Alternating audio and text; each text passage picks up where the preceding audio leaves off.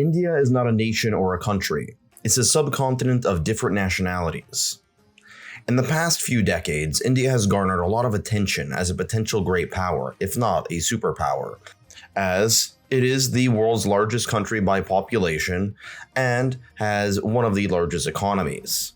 It's a global leader in politics, economics, and technology, and is a powerhouse among developing nations. The reason why India is considered to be a subcontinent is in part due to its own tectonic plate, separating it from the Eurasian plate. The collision of these two plates created the Himalayan mountains that act as a giant barrier, creating a fortress on the Indian subcontinent. It is home to some of the highest peaks on the planet, but that doesn't protect them from internal threats within the subcontinent. To the west of India lies Pakistan, its arch rival, which is also in the Indian subcontinent. This region also contains the Sulayman Mountains, which merge into the Hindu Kush. I'd like to clarify that the Hindu Kush is a mountain chain, not just a strand of cannabis. Fun fact, in Persian it literally translates into Hindu killers, which I suppose isn't that fun if you think about it. Don't blame me in the comments section. I'm not the one who picked the name. Anyway, moving on. The Hindu Kush transitions into the Arakan Range, which despite its lack of many snow-capped mountains and lower elevations compared to the Himalayas, still acts as a barrier between the Indian subcontinent and Southeast Asia. Many of these natural barriers that straddle the Indian subcontinent aren't just mountains though. Many of them are deserts, swamps, and various forms of wetlands, along with oceans and jungles. This creates, again, as stated before, a fortress on the Indian subcontinent, separating it and insulating it from the rest of the Eurasian landmass. This may explain why certain external forces like Alexander the Great or the Muslims were not able to make it too far into the Indian subcontinent, while others like the Chinese didn't even bother. This may also explain why most of the conquests throughout Indian history have been done within the subcontinent, not externally. The mountains also explain one of their most pressing social features: its massive population. The glacier-tipped mountain ranges end up melting into rivers, carrying rich silt deposits with tons of nutrients that provide great farming for land on the lowlands of the Indian subcontinent. The rich nutrients carried by these glacial waters create massive surpluses of crops for early farmers and modern farmers alike. This also manages to work out the same way on the other side of the Himalayan mountain range in China. This is why both countries have such large populations. After all, the rivers tell the main story. Some of the most important rivers include the Indus River Valley, or the Indus River and its valley, in Pakistan, where India arguably gets its name from. It was the first major civilization in the Indian subcontinent. However, we really don't know that much about it compared to other early civilizations such as that of Egypt or China. However, they were fairly sophisticated. They had a good sewage system, better than what you'd see in a Calcutta slum today. The other major river is the Ganges, which starts off in the Himalayas and ends up in the Bay of Bengal. It is very sacred to various religious groups, and is incredibly important for infrastructure as it provides a transportation and movement network for goods and services. The river also has a lot of tributaries, which allows for easy access of goods and services, as well as political powers being able to control specific portions of tributaries, rather than a single river as a whole as what you saw in Egypt.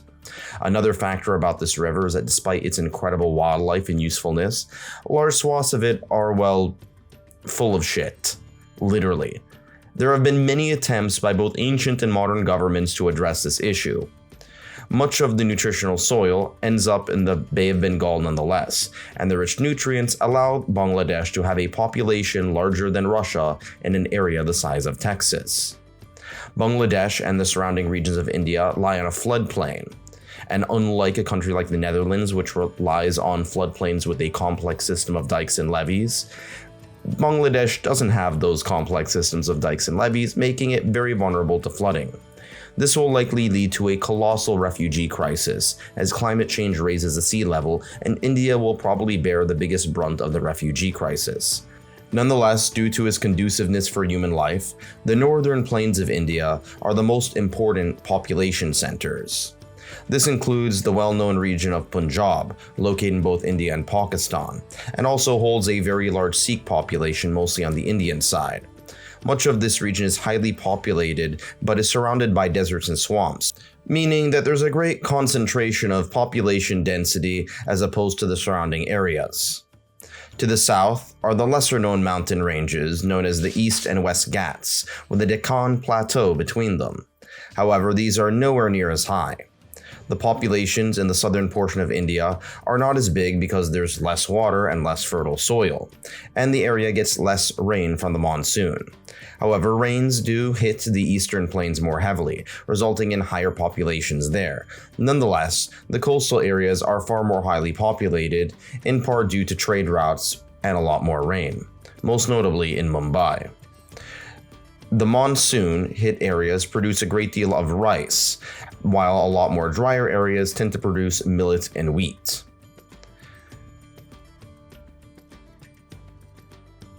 While many arid regions are doomed to poverty, other regions have quite a lot of success, relatively, most notably the southern coasts, which have harbors which could be used as seaports that extend India's trade. This has certainly been the case throughout much of history and will continue to be the case in the future, connecting the southern portion of the Indian subcontinent with cultures of the Middle East, Southeast Asia, and even certain parts of Africa.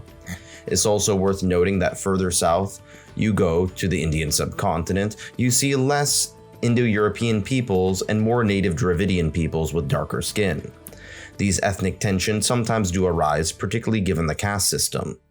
The system of tributaries along the northern plains has also led to a great deal of diversification of cultures and political principalities.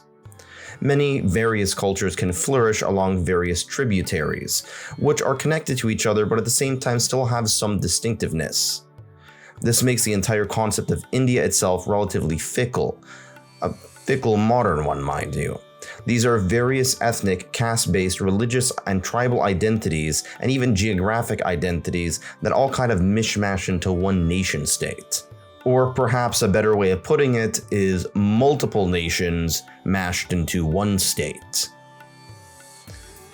However, the flatland and tributaries did make it relatively easy for certain groups of people to conquer others across the plains. This led to some empires during India's history. However, fragmentation and natural barriers around the subcontinent pretty much stopped any sort of mass expansion outside of the subcontinent.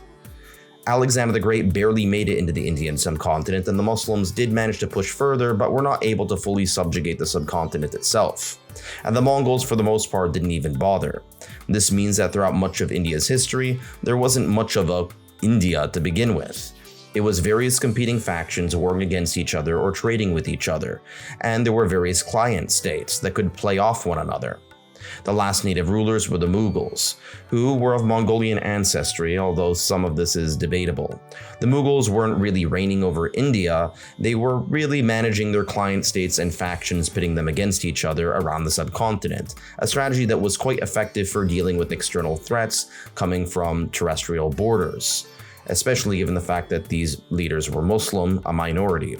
However, it was particularly not effective for dealing with maritime borders, namely the British. The British managed the Mughal strategy of playing various factions against each other, stationing a relatively small group of British diplomats and military officers in the region, and then using clients in India to control the region with relatively little force but quite a lot of subjugation. The British were partially responsible for a famine in Bengal, and by the end of the colonialism project, India went from being one of the richest countries to one of the poorest. To be fair, the British did set up some of the foundations of India's democracy, built railroads, and banned some backward practices that were particularly unfair to women. However, the subjugation was too much to endure, particularly in the aftermath of World War II and the sacrifices India made on behalf of the British Empire. Gandhi and Nehru would eventually lead a peaceful independence from Britain. Britain decided to break up the Indian subcontinent by religion, picking the Hindu Republic of India, which by and large was secular but majority Hindu, and by and large was more pluralistic, whereas you had the Muslim nation of Pakistan/Bangladesh, what at the time was called East Pakistan. Some like Gandhi wanted a more pluralistic system to include the two major religions, but he was assassinated by a Hindu nationalist. While the British leaving peacefully was a good thing, the partition between India and Pakistan was a disaster, leading to mass displacement, riots, violence, and disappeared peoples. Thankfully, the partition has led to peaceful relations between Muslims and Hindus, and India and Pakistan in general, which are super best friends. Oh wait, no, they actually hate each other. Anyway, Nehru became the first prime minister of the new republic. He transitioned India into a fairly liberal democracy and a secular nation with Hindu elements, but also allowed for various other religious factions to practice their faith peacefully, at least for the most part. He was the leader of the Non-Aligned Movement, a group of nations that were developing countries that had thrown off the yoke of European colonialism, but did not want to take any side during the Cold War. While India was neutral, it by and large did lean towards preferring the Soviet Union over the United States during the Cold War. It was oftentimes at loggerheads with Pakistan, which generally speaking was more friendly to the US. But I do not want to mistake this as some sort of Cold War proxy conflict. At the end of the day, India and Pakistan were not fighting on behalf of the Soviet Union or the US, they were fighting on behalf of themselves and their own grievances, particularly on the issues of Bangladesh and Kashmir. The Pakistanis were particularly suppressive towards the Bengalis, who were also Muslim. This led to India helping Bangladesh win its independence against Pakistan. The Bengalis, despite being Muslim, were more willing to ally with their neighbor India as opposed to their imperial overlord Pakistan, despite Pakistanis and Bengalis again both being Muslims. Matters became worse when India and Pakistan eventually would both develop nuclear weapons. This acted paradoxically as a form of deterrence and escalation at the same time. When the Soviet Union collapsed, India did manage to grow its economy pretty starkly. By the end of the Cold War, along with the September 11 attacks, India started to become much closer to the United States, as both countries were the victims of Islamic terrorism, although India for a much longer period of time. And along with that, both countries are major leaders in the tech sphere. India eventually propped up the city of Bangalore to be India's San Francisco, and the city of Pune to be its Boston. One is a technological center, and another one is an educational center. As of the recording of this video, the current leader of India is Prime Minister Modi, who comes from the region of Gujarat, known for their great businessmen, and by and large, this has resulted in him having a fairly pro-business stance. Gujarat is kind of like India's commercial capitalist center, and by and large has the most entrepreneurship-friendly laws. Modi is also a Hindu nationalist, and some have accused him of Islamophobia. His party has passed an amendment to the Citizenship Act of 1955. The country basically extends some citizenship protections from people fleeing Muslim-majority countries who are Hindu, Sikh, Jains, Christians, or others that are not Muslim. Many accuse this of being Islamophobic and purposely trying to exclude Muslims, while others claim that these people are fleeing countries that by and large are coming from Muslim-majority countries because many of them are theocracies with poor rights when it comes to religious minorities. Some territories of India have even created a registry that involves religious identity, which some view as an open gate for religious discrimination. Many Hindu nationalists view these policies as a way of keeping India's borders intact, while many view this as a form of discrimination, particularly in the eyes of Indian Muslims. Many Hindu nationalists view Indian Muslims with suspicion, seeing them as sympathizers with Pakistan. To what extent this is true is highly debatable and contentious. There's also the contested issue of Kashmir to the north, a contested alpine region in which both countries claim ownership. The land is split fairly equally among the two of them, however, India controls most of the population, and abuses, violence, and subjugation at the hands of both are quite common. Kashmir is kind of viewed as a waygate of a jugular vein connecting Pakistan to China, both of which are enemies of India. Meanwhile, India is very concerned about the Pakistani-Chinese alliance, not just in Kashmir, but regarding Chinese building of ports and infrastructure along Pakistan's coast through its Belt and Road Initiative. The relations between India and China have been frosty, as the Himalayan mountains that separate the two nations. Because of this mountain range, though, warfare between these two countries has been very limited. Tensions also went to a boil way back during 1950 when China took over Tibet. This led to the exile of the Dalai Lama to India, which results in tensions to this day. Because of the massive alpine peaks providing a barrier, it's very unlikely that these two countries would come into any significant conflict militarily. However, there will almost certainly be more scuffles in the future. On top of that, China has been quite adamant about building dams across the Himalayan mountains, which provide China with power and electricity but also choke off much of India's water supply. India has also taken issues with Chinese investment in the Bay of Bengal and Sri Lanka. To compensate for this, India has joined the Quad, composed of India itself, obviously, alongside the United States, Japan, and Australia.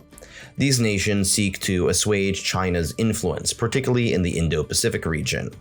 Some, like the US Senator and former presidential candidate John McCain, have advocated that India may need a seat on the UN Security Council to thwart China.